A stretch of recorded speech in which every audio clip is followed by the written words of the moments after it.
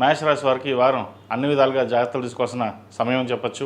వృత్తి ఉద్యోగాల్లో కొన్ని సానుకూల పరిస్థితులు గోచరిస్తున్నప్పటికీ కొన్ని అనాలోచిత నిర్ణయాల వల్ల నష్టపోయే అవకాశం గోచరిస్తోంది. ఉద్యోగం ఎంత ప్రయత్నించినప్పటికీ ఇంటర్వ్యూ దాకా వెళ్ళడం, అది మళ్ళీ వెనక్కి వెళ్ళడం ఇటువంటి జరుగుతుంది.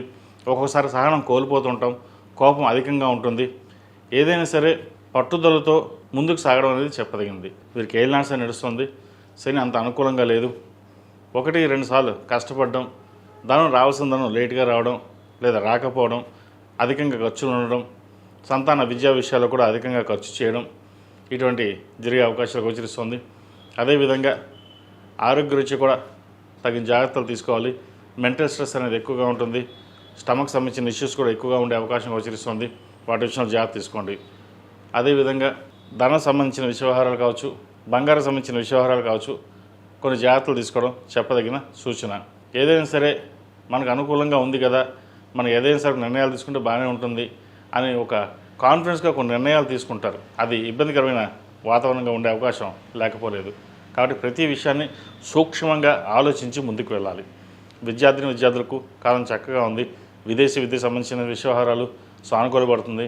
ప్రభుత్వ ఉద్యోగం కోసం చేసే ప్రయత్నాలు ఏవైతే ఉన్నాయో వీరికి కలిసి వస్తాయి. ఈ రాష్ట్రంలో జన్మించిన స్త్రీలకు వృత్తి ఉద్యోగాల పరంగా, వ్యాపార పరంగా కొంతవరకు అనుకూలంగా ఉంటుంది. కోపతాపాలకి దూరంగా ఉండడం, భాగస్వామితో విభేదం లేకుండా చూసుకోవడం, ఏదైనా సరే నలుగురితో చర్చించి అది సామరస్యంగా ఉందా లేదా అన్న విషయం మీద చర్చించుకున్న తర్వాత ముందుకు వెళ్ళాలి. సొంత నిర్ణయాలు తీసుకోవడం వల్ల నష్టపోయే అవకాశం గోచరిస్తుంది. గడిచిన వారం కంటే ఈ వారం కొన్ని జాగ్రత్తలు తప్పనిసరిగా తీసుకోవాల్సిన పరిస్థితి గోచరిస్తుంది. అదేవిధంగా విదేశాలు వెళ్ళాలనుకున్న వారికి, విదేశాల్లో ఉన్నవారికి కొంత ఇబ్బందికరమైన వాతావరణం చోటు చేసుకుంటోంది. ఇటు వీసా విషయంలో కావచ్చు, గ్రీన్ కార్డు విషయంలో కావచ్చు, ఉద్యోగ రీత్యా కూడా కొంత ఇబ్బందికరమైన వాతావరణం ఉంది. ప్రతిరోజు ప్రతినిత్యం దక్షిణామూర్తి స్తోత్రం, శని స్తోత్రం పఠించడం చెప్పదగినది. 8 శనివారాలు శనికి తైలాభిషేకం చేయడం, అఘోర పశుపతి హోమం చేయించడం చెప్పదగిన సూచన. ఈ రాశివారు ప్రతిరోజు ప్రతినిత్యం దీపారాధన చేయండి, నువ్వుల నూనె పోసి. ఎందుకంటే ఏలినాడు శని నడుస్తుంది కాబట్టి నువ్వుల నూనెతో దీపారాధన చేయండి, మంచి ఫలితాలు సంప్రాప్తిస్తాయి.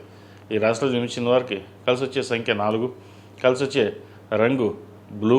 ఏదైనా పని మీద బయటికినప్పుడు సోమవారం కానీ గురువారం అడిగి వెళ్ళండి, మంచి ఫలితాలు సంప్రాప్తిస్తాయి. ఈ పూజస్టోర్.in పసుపు కుంకుమ నుంచి దేవతా విగ్రహాల దాకా అన్ని రకాల పూజలు, వ్రతాలు, గృహప్రవేశం, హోమాది శుభకార్యాలకు కావాల్సిన పూజా సామాగ్రి అంతా ఒక్కొక్క క్లిక్ తోనే మీ ఇంటి వద్దనే పొందండి. ఈ పూజస్టోర్.in